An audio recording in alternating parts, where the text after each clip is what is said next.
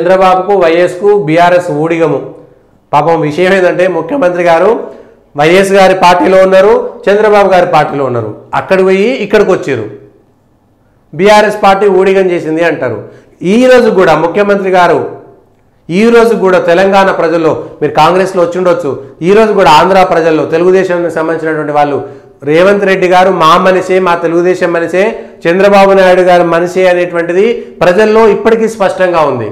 సరే కేసీఆర్ మీద వ్యతిరేకతతోటి కాంగ్రెస్కు ఓటేస్తే వేసి ఉండవచ్చు, కానీ రేవంత్ రెడ్డి గారు ఈ రోజు కూడా మీరు కమ్మ సంఘంలో మాట్లాడినటువంటి మాటలు కావచ్చు, చంద్రబాబు నాయుడుతో మాట్లాడింది కావచ్చు, ప్రజల్లో మాత్రం ఆంధ్రాలో కానీ తెలంగాణలో కానీ ప్రజల్లో స్పష్టంగా రేవంత్ రెడ్డి గారు ఈ రోజు కూడా చంద్రబాబు నాయుడు గారు మనిషే, ఆయనకు అంటే కొట్లాట పెట్టుకోవాలా, మేము ఎందుకు పెట్టుకోవాలి, మా రాజకీయ అవసరాల కోసం మేము వచ్చినాం, తెలంగాణలో తెలుగుదేశం లేదు కాబట్టి మేము ప్రత్యామ్నాయం కోసం కాంగ్రెస్కి వచ్చినటువంటి మాట చెప్పుకోవచ్చులేండి. కానీ ఈరోజు కూడా తెలంగాణ ప్రజల్లో ఆంధ్ర ప్రజల్లో తెలుగుదేశం శ్రేణుల్లో రేవంత్ రెడ్డి గారు మా మనిషి అనేటువంటి అంశము ఇప్పటికీ